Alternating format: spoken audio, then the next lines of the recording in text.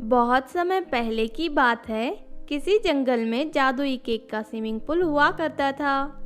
Swimming pool के अंदर ढेर सारे जादुई केक तैरते थे। कहते हैं कि जो भी इंसान स्विमिंग पूल से केक निकाल कर खाता था, अगले ही पल उसके ऊपर ढेर सारे सोने के सिक्कों की बारिश होने लगती थी।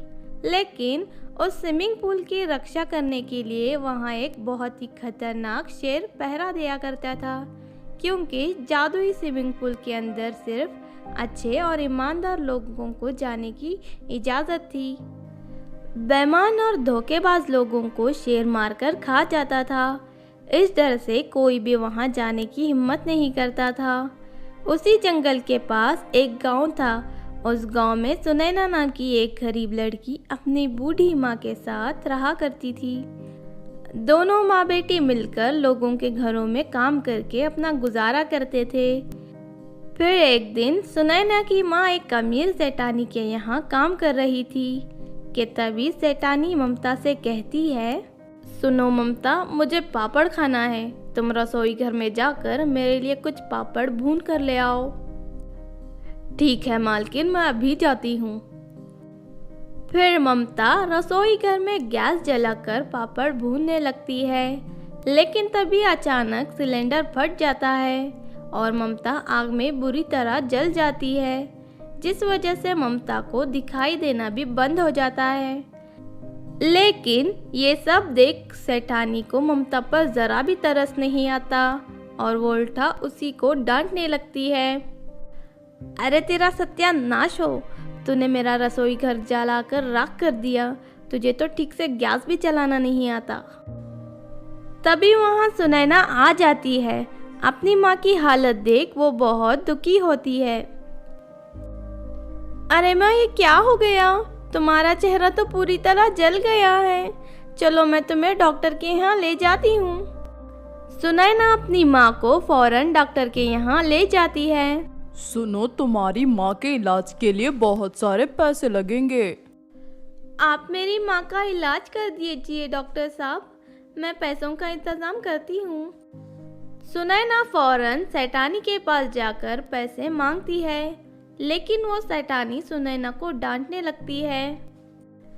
तेरी माँ की वजह से मेरा पूरा रसोई घर जलकर बर्बाद हो गया और उल्टा तुम मेरे पास पैसे मांगने आई है। मैं तुझे एक फूटी कौड़ी भी नहीं दूंगी। चल निकल जा यहाँ से। इस तरह सेठानी सुनैना को डांटकर भगा देती है। दूसरी तरफ हॉस्पिटल में पैसे ना भरने की वजह से सुनैना की माँ को वहाँ से बाहर निकाल दिया जाता है। ये सब देख सुनैना बहुत दुखी होती है। काश मैं अपनी माँ का ठीक तरह से इलाज करवा पाती। मेरी तो समझ में कुछ नहीं आ रहा, अब मैं क्या करूँ? इस तरह कई दिन बीत जाते हैं, लेकिन फिर एक दिन अचानक सुनैना को जादुई केक के स्विमिंग पूल के बारे में पता चलता है और सुनैना वहाँ जाने का फैसला कर लेती है। देखो सुनैना, तुम वहाँ मत जाओ। उस जादुई स्विमिंग पूल के पास एक खूंखार शेर रहता है, वो तुम्हें मारकर खा जाएगा। मैं किसी भी तरह अपनी माँ का इलाज करवा के उसकी आंखों की रोशनी वापस लाना चाहती हूँ। इसके लिए अगर मुझे जान भी देनी पड़े तो मैं तैयार हूँ। इतना कहकर सुनैना जादुई केक के स्विमिंग पूल के पास पहुँच जाती है।